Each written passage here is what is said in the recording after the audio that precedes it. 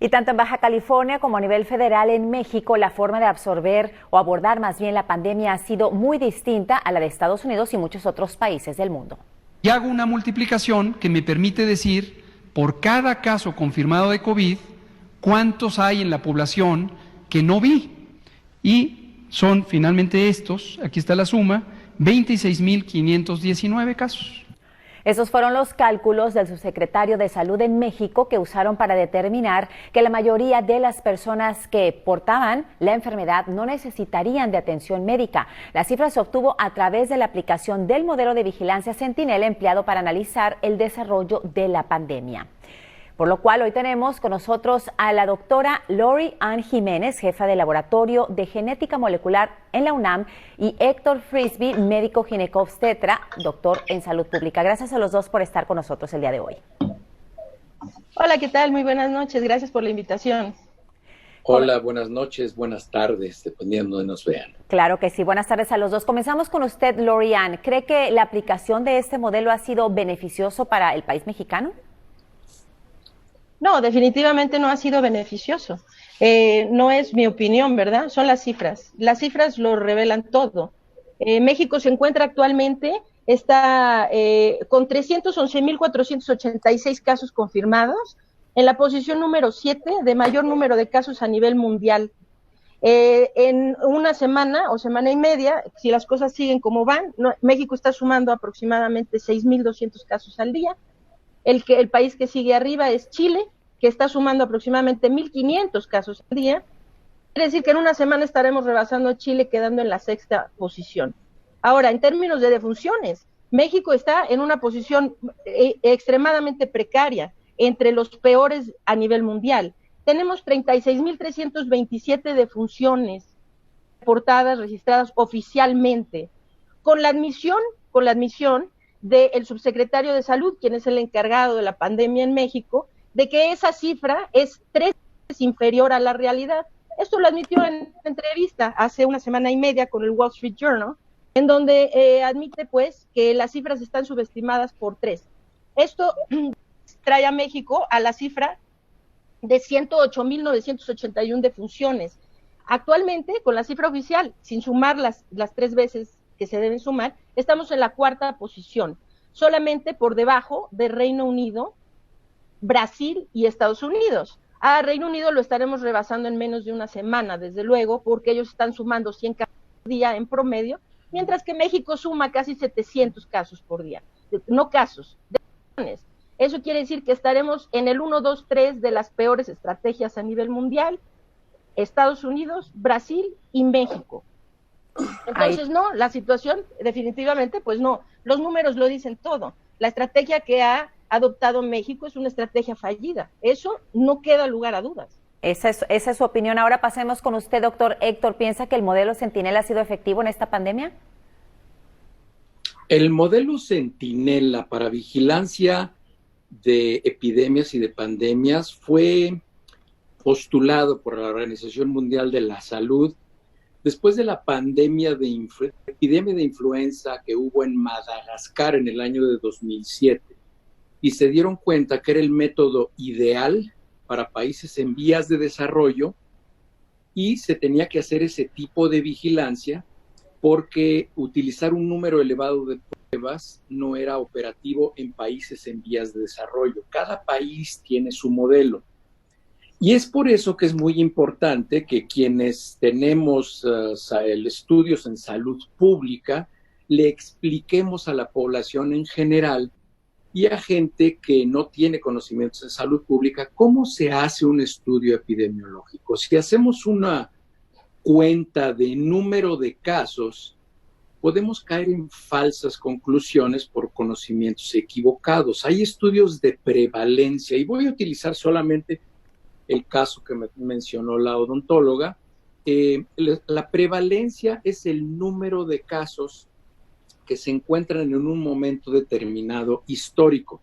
Y ella mencionó al Reino Unido. Entonces, el número de casos en el Reino Unido por 10,000 habitantes de COVID-19 es de 43.54 por 10,000 habitantes. La prevalencia en México por 10,000 habitantes es de 23.60. Ambos países van a ir subiendo y llegar un momento en el que vayan bajando. Pero son países, por ejemplo, que tienen un trabajo extraordinario, por ejemplo, Japón, que tiene una prevalencia de 1.71 por 10,000 habitantes, pero utilizando el país que ella menciona, que es el Reino Unido, hay 43 casos por cada 10,000 habitantes y México tiene 23. O sea, México está 2 veces mejor que Reino Unido. O sea, México lo está haciendo muy bien y estamos comparando Reino Unido, que es un país de primer mundo, con un país en vías de desarrollo como México, con un sistema de salud devastado, pero yo creo que la estrategia es apropiada. Ahí tiene esa es la opinión suya. ¿Usted cree que es apropiada? La doctora piensa que no. Claro. Ya nos tenemos que ir, pero quiero hacerles una pregunta rápidamente a los dos que me contesten lo más breve posible. En los sectores, hablando de datos, en los sectores pegados a la frontera estamos viendo el número más alto de casos, sobre todo en la región hispana. ¿Ustedes creen que los casos están yendo de México para acá o de aquí para allá? Empezamos con usted, doctora. ¿Conmigo? Sí. Sí, como tiene aquí derecho de réplica, ¿no? El doctor omite, piensa que me está ofendiendo cuando me llama odontóloga, y omite decir que yo soy doctora en ciencias médicas, con doctorado en ciencias médicas por la Universidad de Harvard, señor. Entonces tenga cuidado con esas intentos de ofender. No, también lo sabe que quiere ofenderme de esa manera. Nada más que usted no tiene un doctorado, señor, usted no tiene una maestría. Entonces tenga mucho cuidado. A ver, voy a contestar, se acabó, no voy a discutir con usted, Ajá. A ver, los números en la frontera son así, para contestar su pregunta. Se ven un menor número de casos del lado mexicano de la frontera y mucho mayor del lado norteamericano. Y ahora le voy a explicar por qué. Porque México hace solo una fracción de las pruebas diagnósticas que hace Estados Unidos. Es decir, que el doctor se basa en números a sabiendas de que la numeralia en México está grandemente subestimada por la falta de pruebas diagnósticas. Entonces, a ver, si los casos van de aquí para allá para acá, es algo que ahorita no lo podemos saber. Y no lo podemos saber por la simple y sencilla razón de que en México no se hace, en México se está haciendo, para que el doctor se entere, en México estamos haciendo 1.06 pruebas por cada caso nuevo confirmado, ¿sí? Somos el país que hace casi de todo el mundo el menor número de pruebas por caso confirmado. Entonces, este fenómeno que se observa de menos casos en México y más en Estados Unidos está relacionado con el bajo número de pruebas que las autoridades federales mexicanas de salubridad han decidido que se hagan en nuestro país.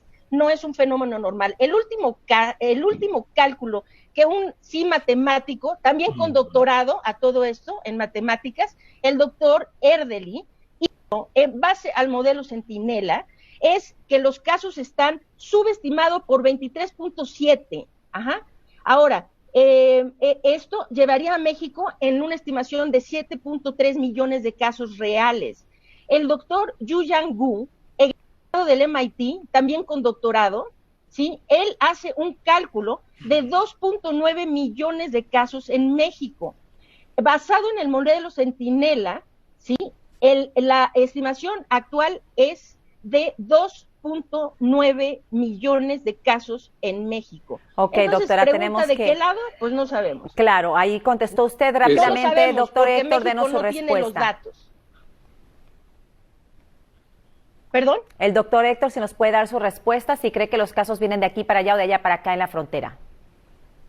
La respuesta es muy breve, no lo sabemos en este momento porque es el proceso dinámico de una pandemia y nunca se hacen ese tipo de conclusiones en el dinámico de una pandemia que es dinámica, no se puede medir así.